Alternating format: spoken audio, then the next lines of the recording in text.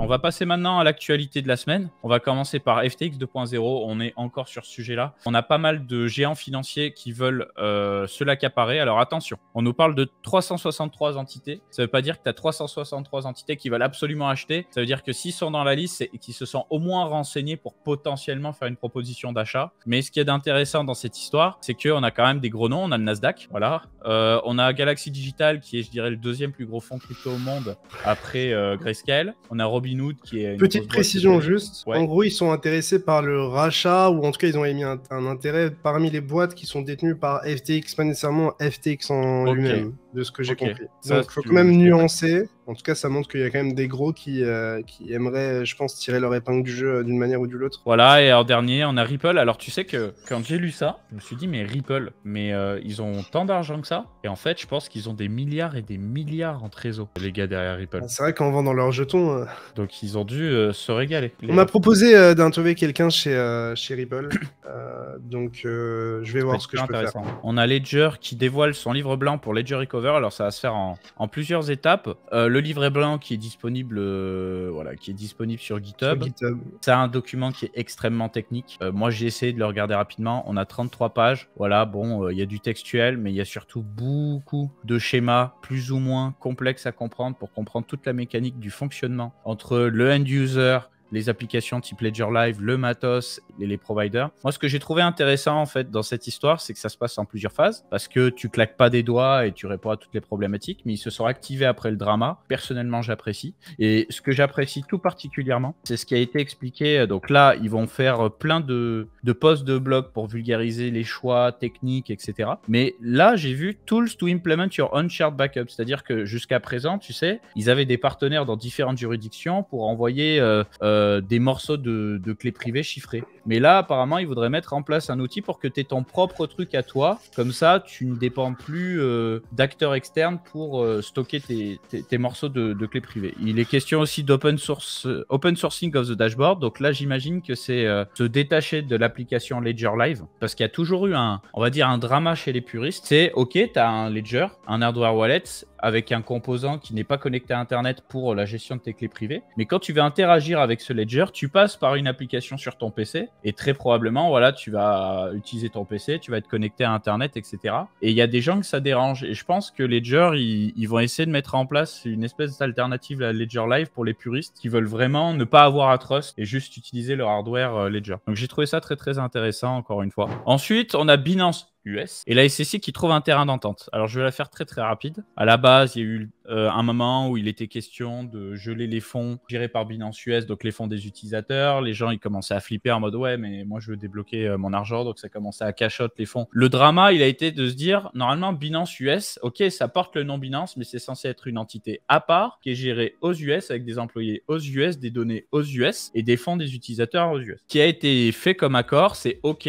on va pas tout vous geler, mais on veut être sûr que toutes les données, toutes les clés privées, etc., ça soit géré exclusivement par des employés aux US de Binance US. Donc, il n'y ait pas de saisie, d'histoires comme ça. Ben, ils ont dit OK et ils vont devoir fournir de la documentation justement aux régulateurs pour pouvoir avoir la paix. Voilà. Mais en tout cas, ils ont réussi à trouver un terrain d'entente. Donc, tous les dramas qu'on s'est tapés récemment parce que ça tombait les uns derrière les autres, petit à petit, c'est en train de se débloquer. Three Arrows Capital lance un nouveau fonds de capital risque lié à OPNX. Et le OPNX, c'est un exchange qui a été lancé justement par des créateurs d'un autre exchange, je me souviens plus leur nom, et les gars de Three Arrows Capital. Et gros drama parce qu'en fait, qu'est-ce qui s'est passé? Three Arrows Capital, c'était un fonds capital risque qui a fait des investissements de dégène avec des leviers de dégène qui se sont fait tabasser pendant le bear market. Comme ils sont dans des pays avec des juridictions, on va dire, pas très... Mais il faut les monter en l'air, ces types, c'est trop, hein. Franchement, c'est...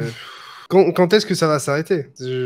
Pour eux, ils veulent repartir comme si de rien n'était. Comme en 46. Ok, on a compris. Nous, on est des très bons investisseurs, mais là, on a chié, c'est sur les leviers. Et ben, on va refaire la même chose, mais sans les leviers. La promesse, c'est ça. C'est relancer un nouveau fonds sans les leviers qui génère du rendement. Bah, bonne chance. Et ils vont trouver des investisseurs. Hein. Est-ce que vous auriez envie? Est-ce que vous auriez envie de placer votre argent là-dedans?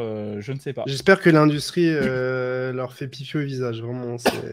Et tu vois, pour le délire, parce qu'ils sont deux, hein, t'as Suzu et t'as Kyle Davis, qui sont les fondateurs de Subaru Capital. J'ai essayé de trouver où est-ce qu'ils sont les refs. Désolé d'être vulgaire les potes, mais franchement ça me tille tellement de voir ces mecs-là encore dans l'industrie. Ces mecs-là devraient probablement être en tôle. Faut bien rappeler qu'ils sont payés un yacht quand même avec l'argent des investisseurs. Ils ont quand même créé une sorte de contagion dans l'écosystème aussi.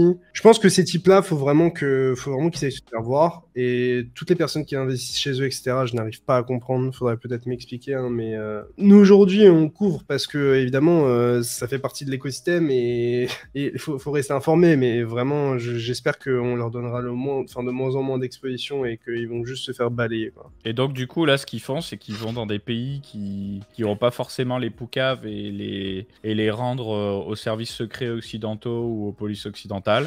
Donc ça fait des allers-retours entre Bali, Dubaï, tu vois, là ça parle de Thaïlande, de Malaisie, etc. C'est pour ça qu'ils ne se sont pas fait attraper. Et à mon avis, moi je pense que ces gars-là, ils savent qu'ils vont se faire attraper, qu'ils vont payer très très très cher. Et donc qu'ils relancent vite un bise pour faire du cash, pour payer les bêtises et qu'ils la jouent en mode ouais, nous on n'a rien à se reprocher, tranquille.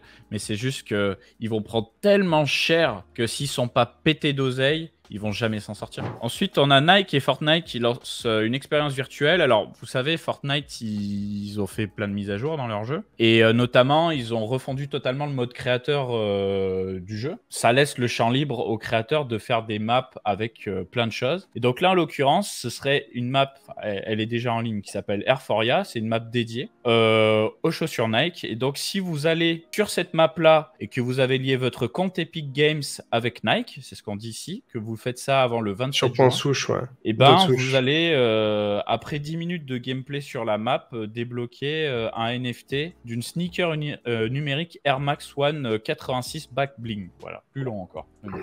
Donc, pour les intéressés, voilà, faut installer Fortnite, faut lier son compte Epic Games à son compte Nike et vous pouvez le faire. Ils ont fait un joli petit teasing, vous n'aurez pas le son, mais je vous le montre rapidement. Et ce qu'il y a d'intéressant, c'est de voir toujours ces collaborations entre Epic Games et des projets divers et variés. Et là, en l'occurrence, on est quand même sur une collab pure NFT. Donc, petit à petit, Epic Games se met au Web3. On en avait déjà parlé dans une émission précédente, mais là, ça se confirme de plus en plus, hein. Dernière chose, ça, j'ai kiffé. Coinbase vers une super application pour un futur décentralisé. Alors, qu'est-ce que c'est une super application? Bah, c'est une application qui est vraiment bien. Non, c'est une application où tu as plein d'applications à l'intérieur. Si vous voulez, par exemple... Un peu comme Musk veut faire avec Twitter, en vrai. Bah, un peu comme Ultra, où tu vas avoir la partie plateforme pour les jeux, marketplace, chat, gestion des NFT, patati patata. WeChat, tu vas avoir plein d'applications différentes pour du paiement, pour jouer à des jeux vidéo, etc.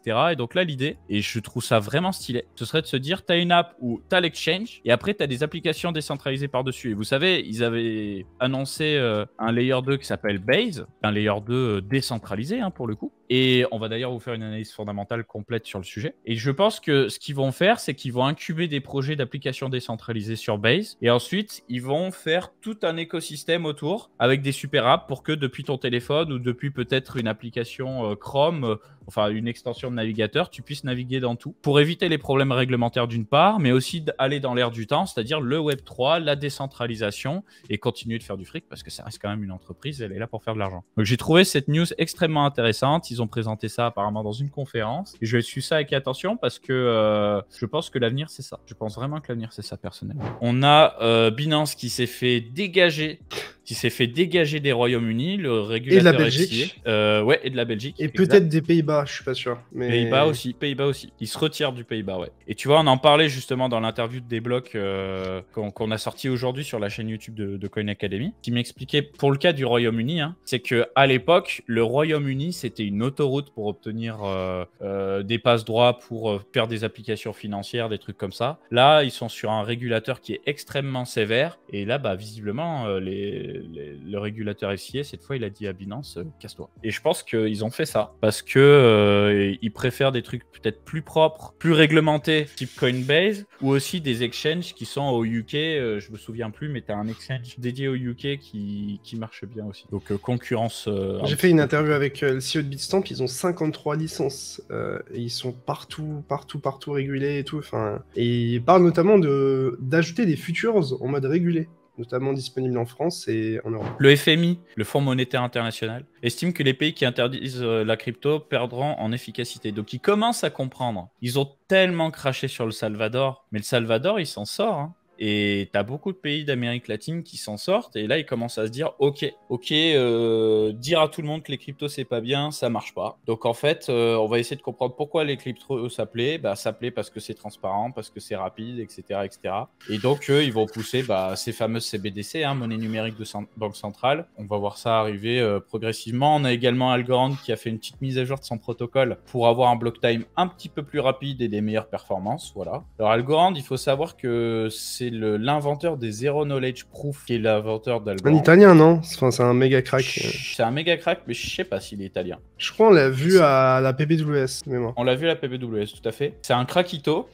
C'est une superbe chaîne en Proof of Stake dans le sens où c'est même pas une question de staking liquide, c'est à partir du moment où vous détenez des assets en algo sur un wallet, vous participez au staking quoi qu'il arrive et vous touchez du rendement quoi qu'il arrive. Donc c'est un staking qui est vraiment natif. Et par contre, il n'y a pas de diable dessus, quoi. C'est que moi, on me dit toujours, putain, Algorand, c'est un crack, c'est une putain de chaîne et tout, mais qui construit sur Algorand? Qui? Donc n'hésitez pas à nous follow sur Twitch si ça n'a pas été fait. J'espère que cette émission vous aura plu en tout cas. Et si c'est le cas pour ceux qui nous écoutent sur YouTube, encore une fois, petit like, commentaire pour soutenir. Ça nous pousse pour le référencement. Ça aide la chaîne à se développer, à se monétiser pour continuer de vous proposer du contenu gratuit de qualité. En tout cas, j'espère que vous le considérez de qualité. Je vous souhaite une excellente journée ou une excellente soirée. Ciao tout le monde.